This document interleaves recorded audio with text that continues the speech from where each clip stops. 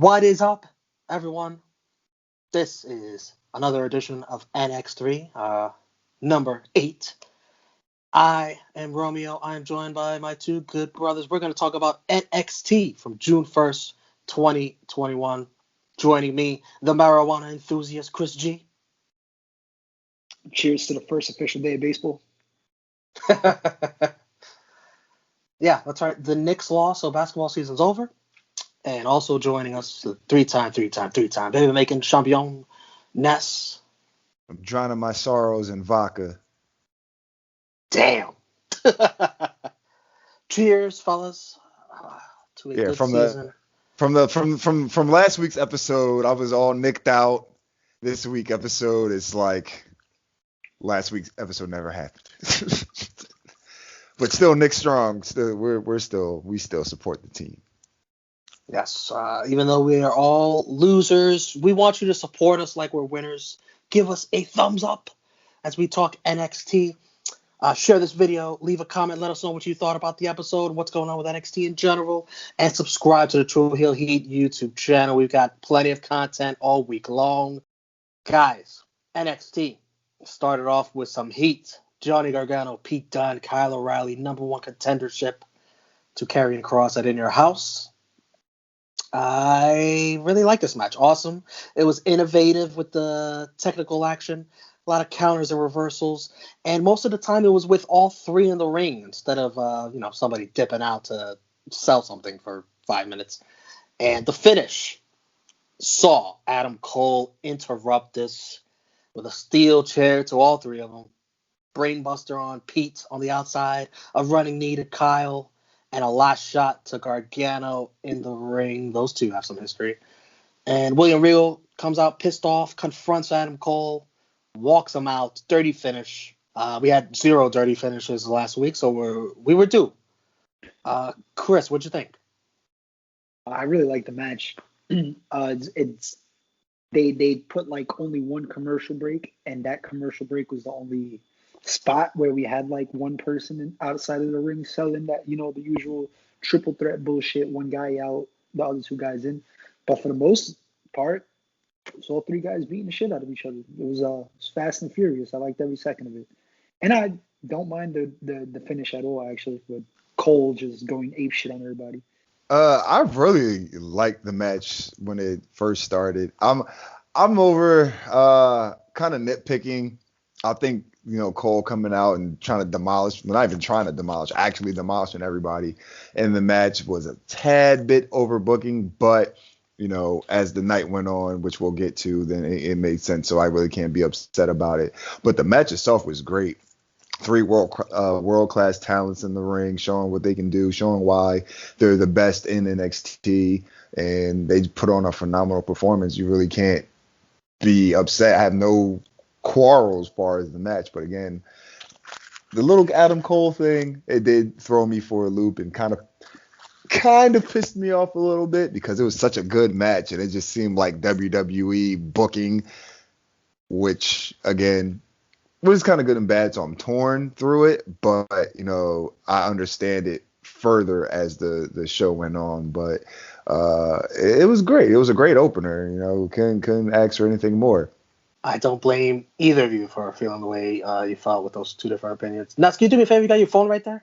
Yeah. Can you look up how old Pete Dunne is? 27. Oh, he's older than I thought. That's still, he's still so good for his age. He's not even nowhere near his fucking. That's a fucking toddler in wrestling years. Honestly, yeah, because Johnny and Kyle, they're like in their 30s, mid-30s. Cole's in his early 30s. He's like 32, I believe. And he's right there with him, stuck for stuff. Yeah. Ember Moon comes out pretty pissed off while all this is going on. She calls out Raquel. And Raquel comes out, sprints past Regal. They slug it out. Regal eventually holds back Raquel with security.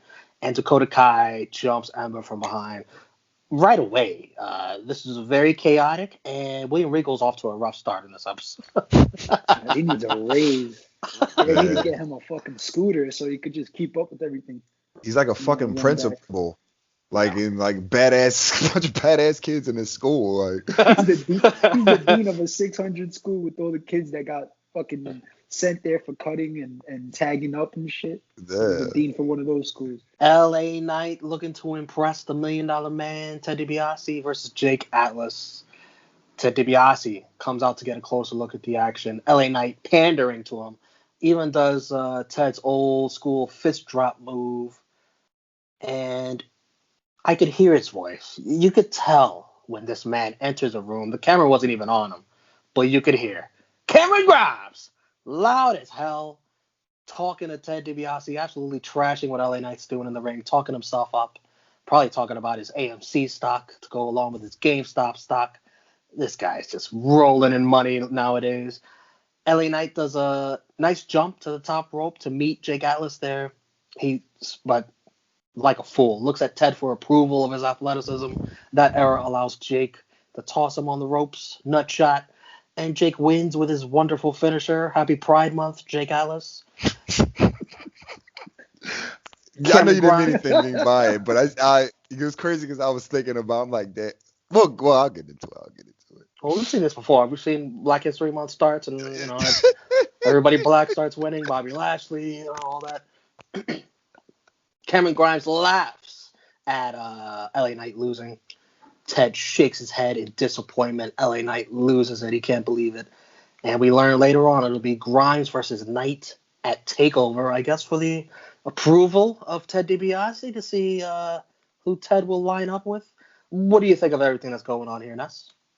I like the idea of, Cameron Grimes versus LA Knight. We've spoken on this multiple times. I just want to see where it goes because the catalyst in this, I feel like it's gonna be Ted DiBiase, depending on like who he wants to side with. But as far as this match, I think the match was a little bit too long, much longer than it needed to be. They could have got everything that they needed to do in this match, like done fairly quicker. But yeah, shout out to Jake Atlas. Happy Pride Month. It kind of sucks that he had to lose to a dirty finish. Where he could have he won with a dirty finish.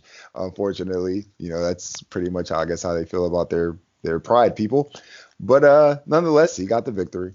This guy beat both of them. He should be in the match at TakeOver. Yeah, right. They're just like, nah, I don't think that Ted DiBiase wants to side with that.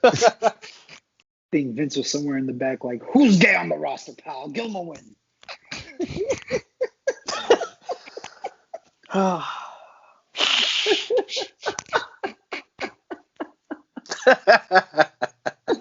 Please don't cut that out. Please don't cut that out. We might. He might have to, but just bleep it. We'll be fine. I think there's nothing wrong with saying gay.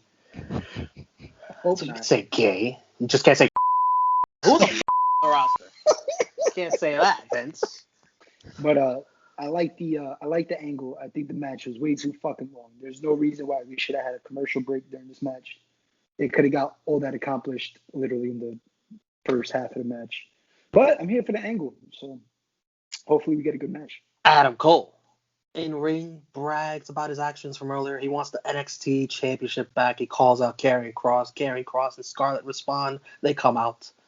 Kross calls him little man. That's not very nice.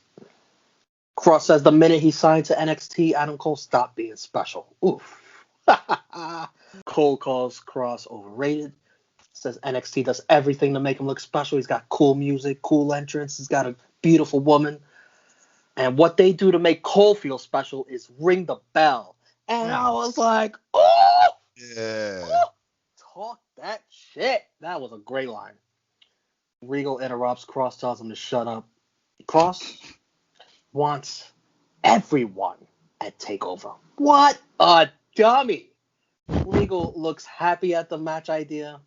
Cole makes a mess of the announce table, says he runs the show, and throws a water bottle at Kross. I love this segment. Chris? I thought it was cool. I liked it. I mean, Adam Cole just talking that shit, even though I didn't agree with everything he said. I kind of like Kross myself. So, but I'm looking forward to, I guess, the encounter, not even the match, because now there's fucking 5 people in the match. And I'm with it. I don't mind Kross. Even though it's stupid, like logically, it fucking makes no sense. The guy got balls. He wants to beat everybody at one time to prove that he is the man. So I like the badassery that comes in that part, I guess. Now, I respect the efforts of Kross here. One to show that he's the man, he can go out and get it done. But I'd be lying if I didn't say, or if I said that I didn't agree with pretty much 100% of everything that Adam Cole was saying in this fucking promo. Everything he said, I'm like going crazy over, because it's kind of how I feel about Kross. I feel he's kind of overrated. Like he can put on some decent matches, but in my opinion, it's who he's in the ring with. I think Cole can have a great match with anybody. I think a lot of the guys in this match now can have great matches with anybody. It doesn't matter who they're in the ring with. I don't think that that's an attribute that Karrion Kross has. I feel as though they definitely have tried to make him feel like a big deal, and it hasn't really hit with the rest of the roster, or hit with the fan base. He has the cool entrance. He has the beautiful, beautiful woman in Scarlett, which, regardless of however you feel about him, you gotta love her. But overall, by the way, Scarlett in blackface on this night. I don't know what to think of that. All right, weird luck. I was at 100% of loving her. I'm at a 99.9% now. But for the culture. Yeah, but no, like I kind of feel like what he was saying was true, and like of course there's gonna be people in the crowd that are like that agree and disagree, but it was a lot of fans cheering on what he was saying, and like Cole's clearly the heel here, but I don't know. We'll see where the match goes, but I definitely was feeling this promo 100%, and now I just want to see if Kross can make Cole put his money where his mouth is, and just shut up him and the other three guys are going to be in this match. This was not what I was expecting the championship match to be at In Your House. Are you cool? None of us, honestly. Are you cool with it, Ness? I mean, yes. Yeah, I mean, yeah, I'm for it. Like, because it doesn't really just put one person in perspective, and then it's just like they're overwhelmed. Somebody has to get pinned. But even in a multi-man match, they can still take, different storylines and go different ways. When there's one person that does get pinned, whoever it is, there's still, three other guys that can be like, oh, well, I didn't get pinned, and they can move on from there. Or if Kross doesn't lose, if Kross, does lose by like somebody else getting pinned, he was like, oh, well, I wasn't pinned, and, you can get a rematch clause and all that other stuff. Like, there's different ways they can go about it for this, rather than it just being one person versus Kross. So that's like a very high positive, in my opinion, that comes out of it. So they can definitely just take this wherever they want from here on out after the fact. That is going to be an interesting match to book. I mean, he might as well just made it 6. Finn Balor. You might as well just throw him in there. There's still time. I mean, yeah, we still got another week. Xia Li is coming for Mercedes Martinez because of how she beat her in the Mae Young Classic in her first ever WWE match years ago. I don't know what year it was. That's a long grudge. Maybe 2017, I believe. 2017, 2018, one of those two, I believe. And Mercedes later said, her hand being marked, she's been a marked woman in this business. Are you cool with what they came up for this grudge? For her to hold a grudge like that? Slightly, because it shows continuity, which you guys know. We rarely ever get that in WWE, and for it to make sense. So I dig that. I'll give him props for that. I'm not going to talk shit about it. And then Xia Li's been getting better, and then Mercedes Martinez is just a phenomenal talent herself. So I'm here for it. Yo, Xia, build a bridge and get the fuck over it. I'm not sure I ever heard that phrase before. That's pretty cool. The independent talent known as Christian Casanova is in NXT, and he's now known as Carmelo Anthony. No, just kidding. Carmelo Hayes. A or nay on the name? I'm in the I've heard middle. worse. Yeah. Like I've heard worse, but I've heard better type of thing. Like At least Zeta he's not, Ramir. or fucking Jack Bar or T Knife, whatever the fucking names are called. Are you talking about the Retribution guys? Oh, that's what they're called? They're still around? I was like, okay, close enough. He accepts Kushida's open challenge. Kushida wins with a hoverboard lock. Afterwards, a handshake of respect between the two. I thought Carmelo, this is going to be weird. It's only one Carmelo to me. I think Carmelo looked good. He's in great shape, plenty of athleticism, and maybe he's got some good potential, Well, what did you guys think, Chris? I thought the same. He nothing like outstanding at the moment, but there's a base there that they could build upon. So hopefully he got a bright future ahead of him. And I've heard definitely worse names than fucking Carmelo Hayes. But I will call him. I'm not calling him Melo. I'll call him Carmelo. That's what he's gonna get. Just basically, I agree with you guys. Like I think he had a nice showing against one of the top talents in the world in Kushida. He held his own. I like how the commentary pretty much bigged him up. I really didn't see a lot or remember seeing a lot of him as Christian Casanova, but I'm definitely interested to see where he goes because this match, again, he held his own against the top talent, so that was great. And they bigged him up on commentary as far as his outside of NXT and WWE tenure, and then just saying how he's here to make a statement in NXT and like how he wants to be a future champion. So they definitely did a good job of making you want to be interested in the talent rather than just, all right, he's here and this is just it. This is what you get type of thing. So I'll be on the lookout for him in the future. I find it kind of weird how like when they did like the little intro package for him, they referenced his indie name. Like he was on the indies as Christian Casanova, but now here he's Carmelo Hayes. It's just so they rarely do that, I feel like. Yeah, they really don't. Yeah. Honestly, I can't remember the last time they actually did reference somebody's indie name. Honestly, I have no idea. I remember Asuka. They called her Kana when she started it. Well, yeah. It'll be interesting to see if it's just a one and done or if he sticks around week after week because, you could either be Zoe Stark, who shows up out of nowhere and then now has a regular role, or you could be fucking Tyler Rust, who has a couple and then you're fucking gone.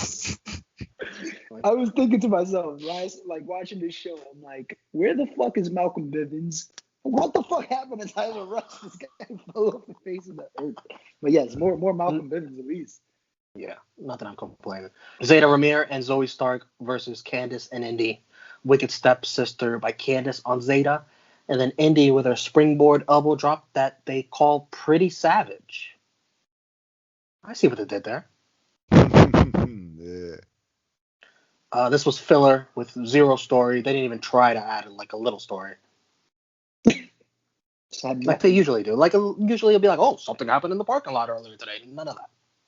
But I guess while we're talking about Indy, we should talk about the Dexter Indy stuff, which they had a little backstage segment where Indy was listening to some, what do you call it, 80s power ballads. And she puts her headphones down, and then later on in the show, Dexter picks him up, and he's listening to the song. And it's supposed to be so sweet, so romantic, but this fell flat with me. What did you guys think, Ness? It was just goofy. It is goofy as hell. Because, like, isn't she from Australia? Yes. I don't know too many Australian power ballads. Unless she was listening to like American. Well, when she was listening to it, she didn't seem like she was enjoying it. Yeah, at all. She was like just depressed listening to this shit. It's like, oh, this is what you Americans listening to. Well, all I'm saying is I don't make NXT money. She can afford some AirPods. She had the fucking airport joints. You know, they put you on the airplane for free, or now they charge you $5 because America. But yeah, she had those shits. Get some AirPods, girl. Come on. Some 80s headphones to go with the 80s music. I don't know. Yeah. Oh, I didn't even put two and two together. Fuck, I gotta stop smoking. Does it seem like they're just like they're really slow burning something? I don't know if they're just trying to stall until they get live crowds back, like real crowds. I don't know. It seems like they're taking their time with this. It's whatever possible. they're trying to do. I think and I don't want to wish this on them at this point, but I think like the in my opinion, the best thing to do far as this storyline is to get Indy away from the way and have her be with Dexter. But at this point, it's like they got to let it slow burn a little bit longer because they literally just got the women's tag team championships. And, you know, we don't want to see another hot potato reign, even though it's possible with WWE booking. Don't get started. Don't get started. Nah. You know, work yourself into a shoot, brother. Main event, MSK versus Legado del Fantasma, NXT tag titles, men's tag titles. GYV comes out to get a closer look, and as soon as I thought it, they are immediately taken out by Chopper Thatcher. I was like, oh, Chopper Thatcher are going to take him out. Bam! Happens right away. Santos Escobar gets involved in this match behind the ref's back, and Bronson Reed comes out and splats him like a pancake. MSK with their finisher on Wild for the win. Reed and MSK pose and stare down Legado to close the show. What'd you think, Ness? I felt the same way about the main event as I felt about the opener. It was a great match, just a tad bit overbooking, having, you know, obviously Santos Escobar is going to be involved because he's out there like the manager role for, you know, Legado del Fantasma. But then having GYV come out just to be taken out by Ciampa and Thatcher, and then have what's his fat fuck's name? Bronson Reed. Jesus. You mean the North American champion? Is that what you meant to say? Nah, fuck that guy. I don't even want him to have the title. You hate him. I'm not a fan. I'm not a fan. I'm gonna say I'm not gonna hate on him after I just said fuck him. But I've grown to like him. Yeah, I'm just like okay, we got him. He has the title. Cause I already know. I got a feeling I already know how the quote unquote feud is gonna go, man. I don't want. This is the mark in me. Because he's gonna lose. Yeah, exactly. It's too early, and I don't want it to happen. You all worked up. Yeah, but the match itself, it was a great match. High-paced tag team action. Exactly what I expected from both teams. So I wasn't disappointed in that. I was just like, it was just too much going on, as far as, you know, outside interference, and then outside the attention being taken away from the match to everything else going around. But again, that's just me nitpicking. It was a great match at the end of the night. So, you know, I really can't complain, even though I am complaining about some things. By the way, Santos, like every time they put the camera on him sitting at ringside, he just had this like goofy smile. I was like, what is he smiling? At one point I thought, is he high? Probably. You guys are the experts. He probably was. Oh, he was. He probably did a line before he came out. Yes, the cartel, man. They got the good shit. You can barely notice sometimes. I liked the match. I thought the Timothy Thatcher and GYV thing, like Tommaso Ciampa, was unnecessary. It was just like a way to get them out. Like, hey, don't forget about these guys. All right, bring them back in. But I get like the interference with Santos and then Bronson coming out. So I'm not really mad at that. I thought it was a solid main event. Nothing too crazy. I'm all for Legado. I'm all for MSK as well. So good shit all around. Do you guys think they're heading towards a fatal 4-way tag team match at TakeOver? It's possible. Which would be wild because we already have a 5-way main event. Well, honestly, I don't think so. I think, and this is just me shooting in the dark, there will be a number one contenders match next week. I'm just throwing shit at the wall here, so don't quote me. Like, there could be like a number one contenders match next week between Grizzly Young Vets and Tommaso Ciampa and Timothy Thatcher, and whoever wins that goes on to face MSK at TakeOver in your house. Or it could be a triple threat match between MSK Legado and Legado. Well, they already lost, so I don't see Legado getting another shot at the titles at this point. But Yeah, definitely. Maybe possibly a triple threat match between GYV, Timothy Thatcher, and Tommaso Ciampa versus MSK. I wouldn't mind a triple threat match. Honestly, I would just like right off the top of the head, I would do something a little different that NXT is not used to, and I'd run a tag team gauntlet match. I think you could have 3 solid tag team matches within that one match with these 4 tag teams. So Interesting. why not give us something different? But I'll be here for a triple threat as well. Next week, prediction time. I am 7-3. Ness is 7-3. Chris 8-2. I didn't count that opening prediction because it was fucking 30 finish and nobody won. Nah. Ember versus Dakota. I'm gonna go with Ember Moon.